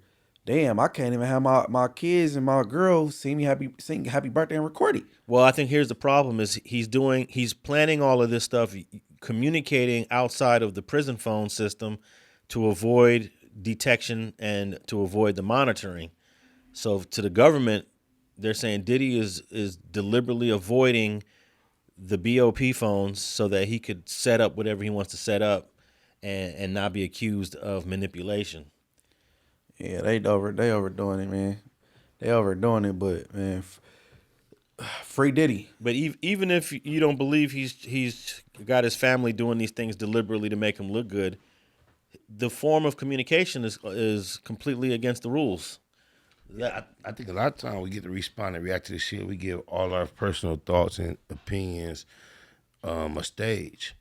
I be really talking about what Diddy's up against and what his opponent, how they view shit, what they're capable of, and their tactics. Bro, if you are this Diddy powerful people, you got all these young grown adult children and people under your persuasion to where they could try to help you, your coaching status should tell them shut the fuck up. And I don't like that big Tania, you know what I'm saying, all on this TMZ documentary and saying all this little shit. Why? Because it's bullshit, bro. That ain't cool. That's your homegirl though. Man, bro, when you wrong, you wrong. You on there trying to paint this man in a bad light because you want some clout. That's bullshit. But what do we know about females? Everybody in LA County know damn well if Diddy wanted to fuck Tania, it would have happened. All right, well, I don't like that shit. I have a link to Diddy's bail package in in the description below, in the show notes below, and I have a link to the government's response, which just was like 2 or 3 days after Diddy's lawyers filed their bail package, and we'll find out next week. Next episode, we'll find out if he was denied bail or not, but his bail hearing will be later this week. Oh, really? Friday. Is this one the third? This will be the third and final one. After this, I don't think So there's 3 strikes you out applies here. Yeah, I don't think there's any other opportunity for him to request bail. What is your thoughts on if he does not get approved for bail, the March or May date for trial? How close? I would say regardless if he gets bail or not get bail, no one's going to be prepared to go through the thousands and thousands of pages of discovery by May. I think that was a strategic date set by the defense saying we're ready. But is that not a rule that's placed in position for a suspect, a right to a process? Yeah, right to a speedy trial. Right to speedy trial, but So I think that's would going that to be to his Diddy's defense to press that? And does he actually have the right in America to push it? Yeah, he could push that date, but I don't even think his own lawyers will be ready though. His own lawyers are going to say, Diddy, we're not ready. We're not ready to defend. So you're going to have to waive time. So there's really no right. If it's not to your benefit to exercise that right, what good is it to you to have that right? well, with the feds, because this is why the feds is tricky, because the feds will dump, let's say that there's 100 pages of important information that you need. They're going to give you 20,000 pages. And you got to go through all of that to find out what's important and what's not important. They'll just dump a whole bunch of stuff on you and make you waste 6 months going through it. So just in general, because you have the right to a speedy trial, you're telling me the Fed's not ready, defense not ready. You're telling me it's still to your benefit to let everybody get ready. Yeah, it's to your own attorneys are going to say, hey, you need to waive time. Let them get more prepared and then us. But you could say as the defendant, F waiving time. I think Diddy is of the unique situation where he might benefit from saying, fuck that, let's go, let's go. Yeah, but then your own lawyer's going to be like, yo, Diddy, I haven't even went through the 20,000 pages of this. I haven't watched none of these videos. I think that may That's benefit when he Diddy said, more you than the work for me, prosecution. I don't work for you. Yes, I think it would. go. I think it would benefit Diddy more than it would benefit the prosecution. Hey, we'll see. That's see. the gas. But most of the time, your own lawyer is going to tell you to waive time so we can. How many niggas sitting in jail with 30, 20, 15, 9-year decisions based on a lawyer who thought about it for about 30 minutes, and you trusted him because of his status, and his motherfucking advice was based on the same shit he would do at Vegas in a blackjack game? How many niggas is stuck over that, bro? Yeah, but I think you said that Combs should STF you. Please, if I got somewhat of a consideration for his sons, because his sons are linked up with some Eastside Keyways about the 90s. By the way, though, like my Locs, and by way of Stevie J, it was communications. I've been on the phone with a few people. I'm not into all this bullshit, but the young niggas, bro, please, just sit back. If you really care about your daddy, you gotta just pump your brakes. Let shit play out. Ray J is not a threat. Holding on 100 is not a threat. Don't even bite into that. But you can get out here and try to portray yourself as some type of gangsterism, and it can adversely affect your father. Just know that. Well, there's somebody inside this jail system that's probably telling on Diddy, because how does the government even know all this information to put it in this report unless they're lying? But it says here, Combs has directed others to pay the inmates, including through payment processing apps and BOP commissary account deposits, after others using PAC numbers to the document alleges. It alleges. So he's doing all these things. He's meeting other inmates. Hey, let me use your account. Let me use your account. Let me use your account. If this is true, then some of these guys is telling on Diddy. You know, Bro, you want to say so much because I hate. It's like me and have a dialogue. Jailhouse stages is you know what I'm saying, they dropping kites every day in the system. unless there's no way that you can allow other inmates to use it without the BOP figuring it out. They could be like, hey, how come Johnny used up all his minutes? All this guy's minutes got used up. Puffy is up against something right now. Me, him, no one could ever figure out except the feds. He's up against it. Your closest, you feel me? It's nothing he can trust. That's why he got to just cease all communication with everybody. That's the best bet, bro. And here's another allegation. It says once Combs is on the phone, he instructs those that he's talking to add others onto the line, a three-way call, right? A process that is not authorized by BOP. And it also helps conceal the identities of the contracted individuals. But here's my question. I believe that with certain prison phones, once you try to do a three-way call, it automatically disconnects you with the prisoner that's calling you. Are you aware of that? That's not true. Sometimes it catches You feel that. It Yeah. feels that way because a lot of times there's a guy in the tower listening to the conversation. Oh, it's manually done. Yeah, Okay. As soon as he hear three-way, he just pushes. But here's the easiest way to do it. If I'm on, everyone's got two phones most of the time. If I got Diddy on this phone, I can call somebody else on this phone. Hey, we don't want to give up on it again. I mean, come on. Then there'll be Alex. It's Am I giving out too much game? Yeah, because that's what we don't realize, bro.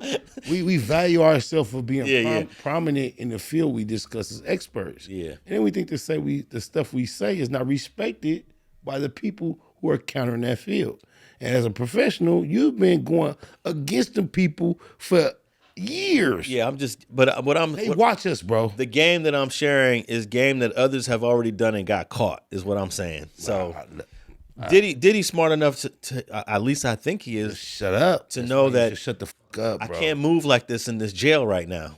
Because now everything he's been doing in this jail is about to be used against him in this bail hearing. Yes, Diddy is just dealing with desperation. You know, when you're desperate times call for desperate measures. And none of these things are. If you're drowning, you will bite your mother on the neck. You might kill your child. If you're in the midst of drowning, you really deal with your reality, bro. Diddy is desperate, bro. And look, I'm gonna post the prosecution's all their allegations.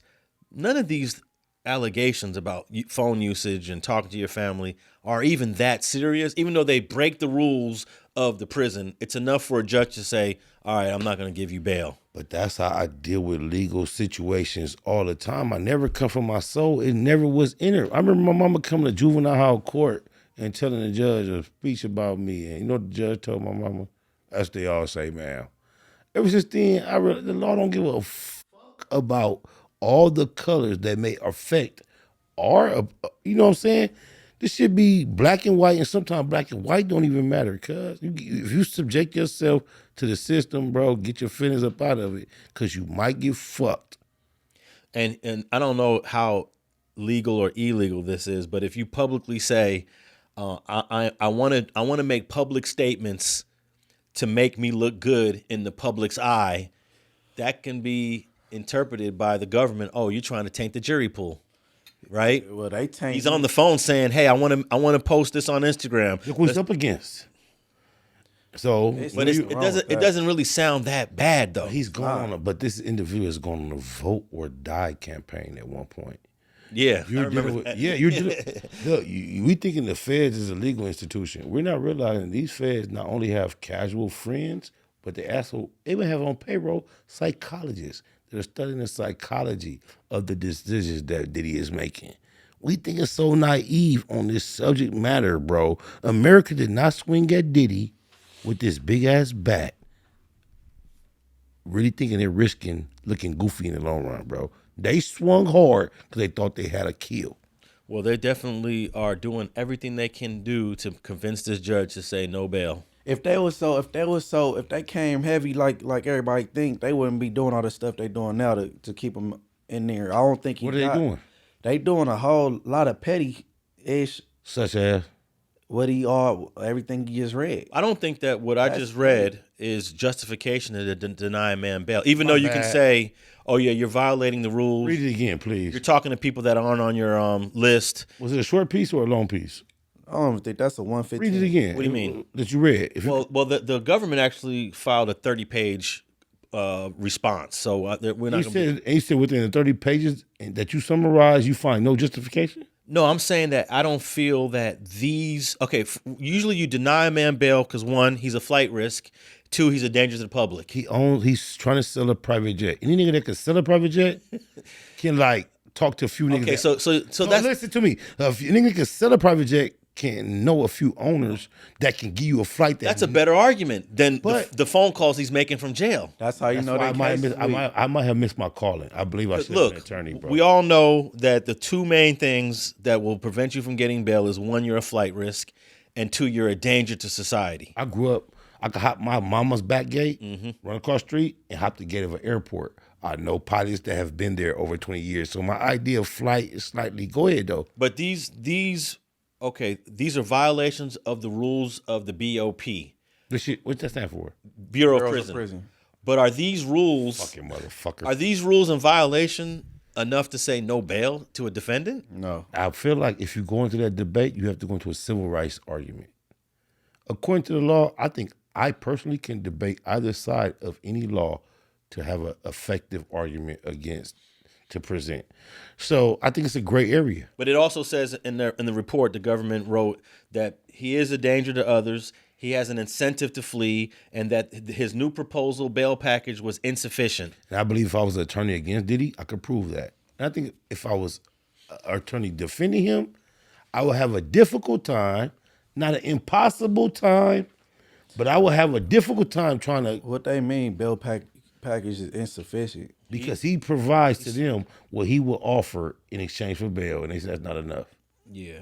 And for those who want to know, I got a link to his bail package, his new bail package below. It was about a 50-page document, which I'm sure, I didn't read the whole thing, but I'm sure we already went through his previous, we believe that his previous bail package was enough, but you still think that anybody with those resources is a flight risk.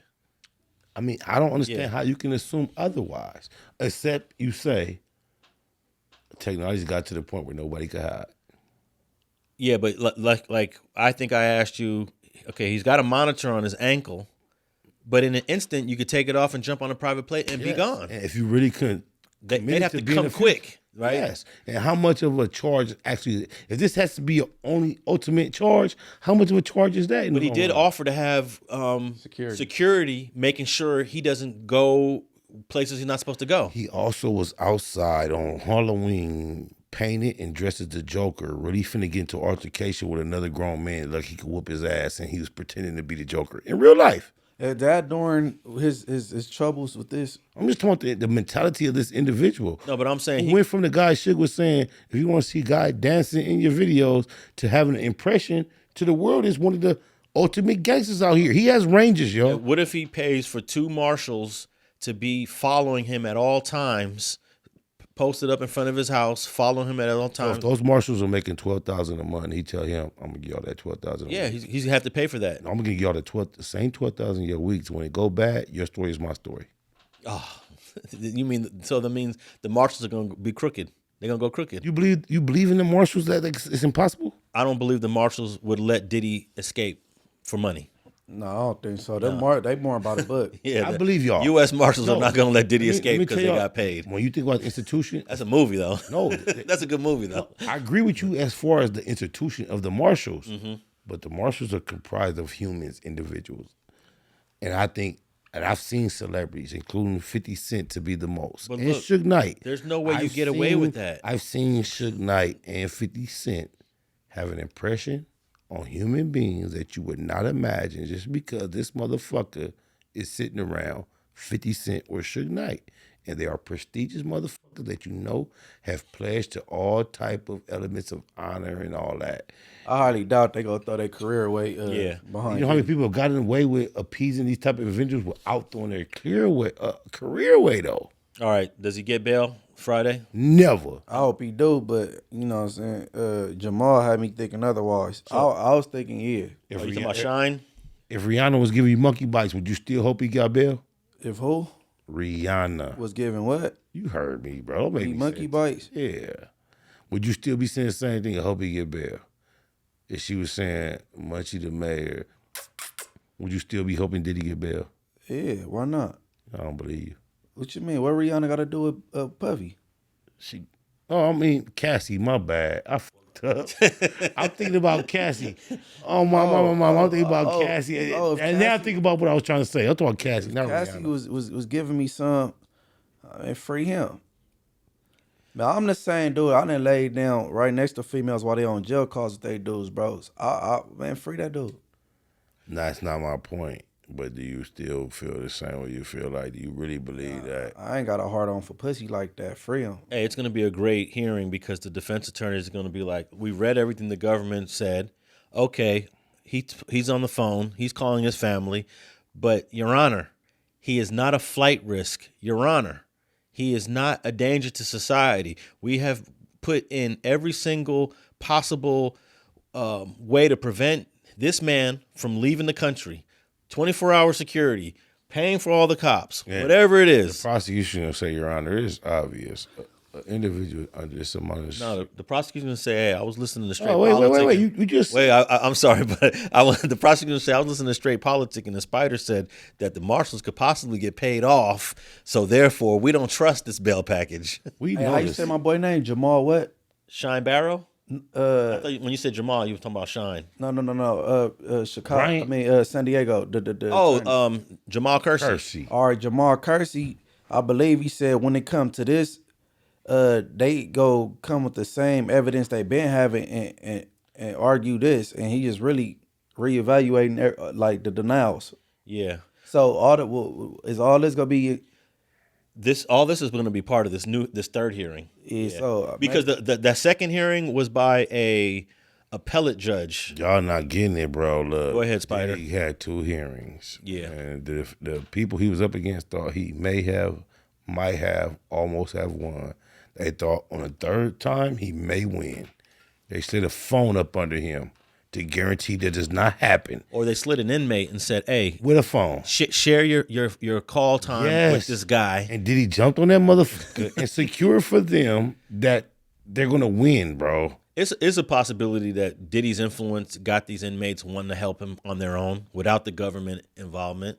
It's possible the government, of course, the government had a mole. It's possible the government had a mole. More possible than anything, Diddy is thinking he's slicker than that. But can you imagine you in prison and Diddy walks up in there? Hey, Diddy. Yeah, I can. What you need, Diddy? I can. You know, bro. I got 100 minutes. Use my calls. I happen to be a nigga went to prison and met niggas like Suge Knight real young. Yeah, I can imagine it because me personally, it wouldn't affect me like that, bro. Yeah.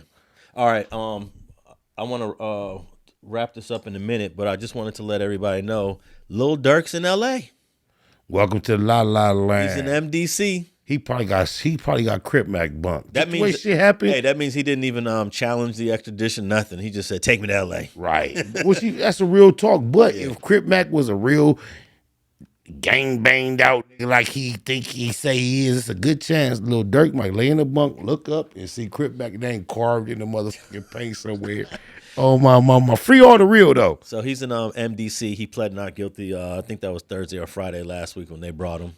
I think Lil Dirk best bet was that little naive, innocent look he got. He should have just tried to convince everybody I'm that goofy, cause he looks goofy square. He looks so trustful. If he would have just rolled that image, I don't think he would be in half the trouble he is. I think trying to go against the fact that I look harmless and all that, trying to prove opposite, I think that went against his best interest. Hey, a lot of these rappers, especially these Midwest rappers, man, they too active. Vanilla Ice and MC Hammer might be the coldest killers we ever knew. The 2 corniest rappers. Free Dirk. Free all the real. No, free Dirk, man. Free all the real. I don't know Dirk. I think they need to take in consideration gangbangers. Those are his. That's his homies. Also, the other 5 on the case. So who got to get paid to slide for their homie? So, well, they didn't give Diddy Diddy. They didn't give Lil Dirk any bail. The magistrate judge ordered him jailed without bond, and he will have a bail hearing at some point in December. Yeah, 2025? He ain't gonna get no bail. Or next month? Lil Dirk, next month in December. Yeah. That's gonna be a formality. Yeah. He ain't getting it because there's it's a body. He was right by the plane trying to get on, so they figured he'd do it again. You know what I'm saying? Yeah. From this point forward, Alex, you being the expert in legal, technicalities, what do you think his best bet is moving forward overall, all the way to trial or whatever? Lil Dirk, with all the knowledge we have, what they accusing him of, what apparently he appears to be guilty of, the shit that he may be able to fight, the shit he can't fight. What do you think the best outcome could be for Lil Dirk from this point? The best outcome is obviously a not guilty. Outside of that. Yeah, you got to fight that all the way. Yeah, You believe that's a possible? I always believe that's a possibility. Okay, from a 0 to 100%, where do you range his possibilities of getting not guilty? Without having looked at the discovery, Yeah, it's just general shit. 45%. But with your expertise, I can't answer that. I can't answer that. 45%. because Lil Thug, the whole, I never saw this coming, bro. Even though it's a conviction, the fact that he's out and free, I never saw this coming, bro. But when I read Young Thug's indictment, I read the whole thing. It was about 190 acts, and once I read it, I said it was a joke. This is a joke. 190. It was about 190 different overt acts. There were 2 murders in it. Then I went to the 2 murders. I went online and read about the murders. These were old murders. But was that your civilian perspective or your legal expert perspective? Well, I think they're both intertwined. I was like, a lot of these overt acts were social media posts. So, Munchie, what have you been feeling all this time about Young Thug? He low-key a homie to you and all that. Like, was you scared for him or you thought he had it beat? Why Lucy a homie to me? Oh, my bad. I'm not politically But correct. I'm a fan of Young Thug. Slime and Damu ain't somewhat the same. No, that's some new shit. I don't know what. I know it's new, but is it similar? Nah. It's not coordinated, connected in no regard. Doug should have took it all the way and got the not guilty verdict from the jury. What's his lawyer's name? Steele? Still. Steele. You heard what Alex said.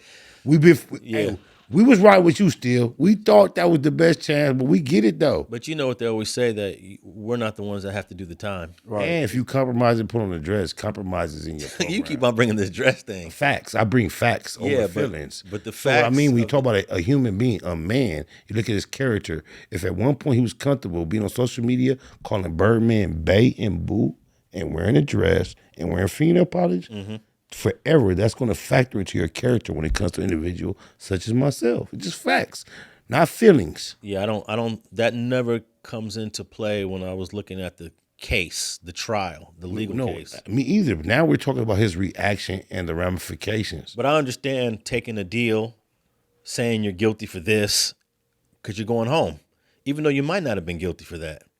You know, and I like the way that he said, "Hey, I'm going to say guilty on these things, but I'm not guilty on these things." That's why I keep separating. He modified his guilty I plea. respect that too.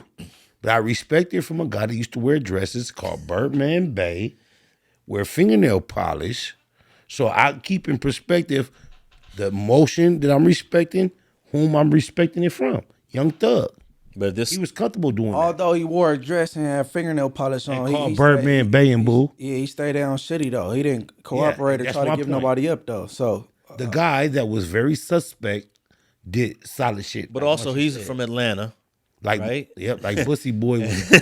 Yeah. And they dress code is different in Atlanta. You see how the Migos dress, right? but you have to They understand, wear blouses. they are so influenced They wear collars. by the gay culture in Atlanta that I'm not surprised a dude wearing fingernail polish and wearing a dress. I'm not surprised. and he's a I'm not thug. surprised. He might be 100% heterosexual. I can be not surprised and not be shocked and still be disappointed because the thug word was something that was branded heavily most by Tupac and had nothing to do with calling men Bay and Boo.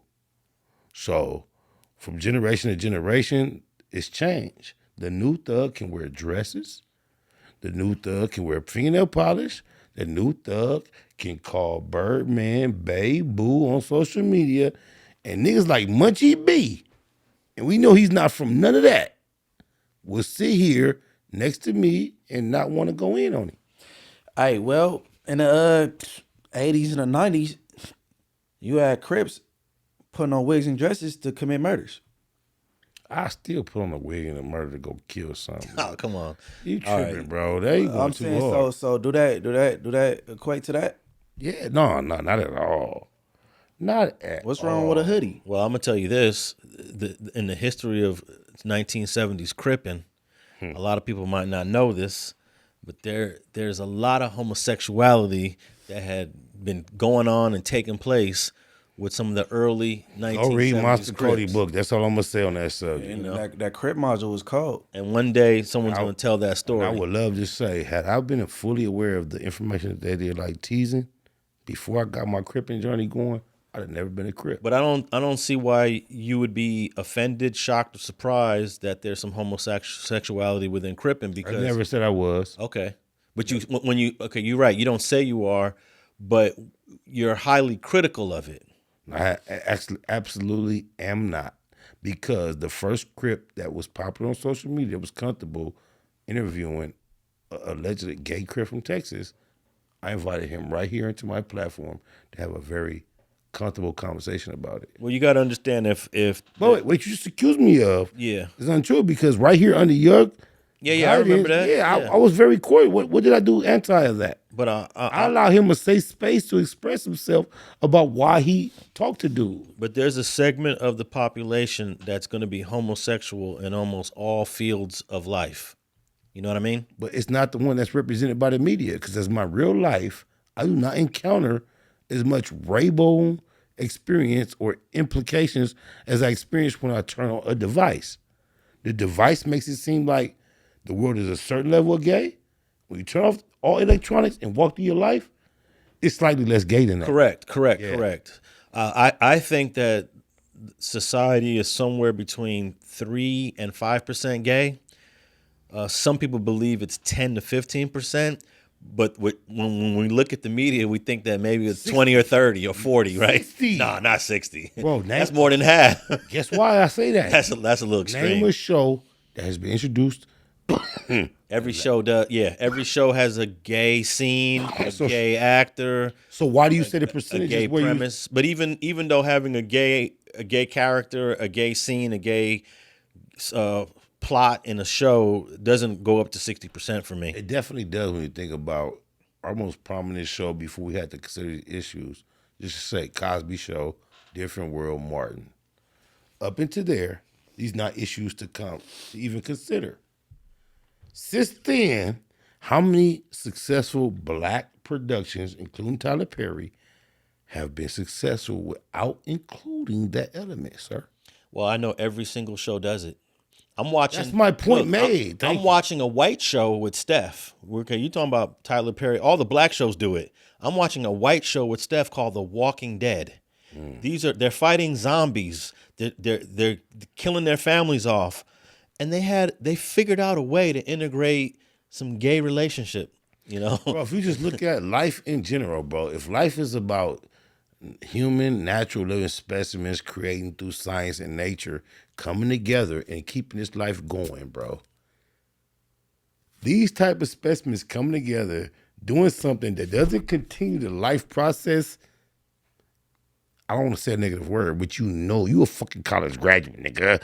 You know what the fuck I'm saying, bro. Yeah. It's opposite of what's supposed to be going on. All right. It's degenerate.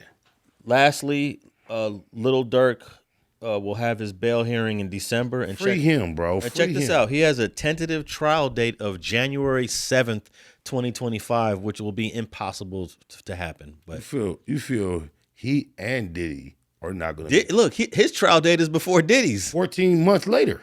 Oh, wait. January 7th is a tentative trial date. I agree. That's 2 months from now. Less than 2 months. I agree with you that that's not going to happen. But I also feel like if he had the type of spirit like a Malcolm X or one of them niggas, he would force that date. Y'all ain't ready yet. Fuck that. If you got any chance, make them prove it on that date. That's your last chance, Dirk. If you allow your attorney stipulation to waive time once, you're a wrap, bro. They're going to get it together for you, bro. Yeah, I don't think that trial is going to happen in January. Me either. And that's, you know why? Because that would be Lil Durk's best advantage. Why else it wouldn't happen, Alex, in your assessment? I think cases like Lil Durk, you gotta take your time with. That's different with Diddy. With murder cases, you wanna draw that shit out. You get laws change, witnesses die, their memory get fuzzy, all that shit. So even the rules I think that apply to our natural environment, Munchie. That's how you handle murder cases. But when the celebrity and all this popular shit come in, I think the rules slightly change. You'll rush yourself into a life sentence. You know what I'm saying? Yeah, plus that's true. The government has been investigating this for 2 years. They got a 2-year head start on this case. They've been investigating it longer than they've been investigating Puffy shit. they've been investigating this case since the day it happened. They were already on them the day it happened. This was August of 2022. Always the In-N-Out Burger and all. Yeah, all the In-N-Out Burger stuff, all the plane tickets, all the traveling. Everybody involved need to shut the fuck up. And they were patient. The government. They said, "All right, November last month. They indicted more than 2 years later. They said, "All right, let's bring them all in now." They got them. Yeah. All right. I mean, we could talk all day, man. I got so many topics, but we're gonna wrap it up right there. I want to remind everybody: Spotify, iHeart, and Apple. Tap in with us on the Apple. If you are, leave a rating and review. And we're also on YouTube as audio and video. And that concludes another episode of Straight Politicking. Free Diddy, free Dirk.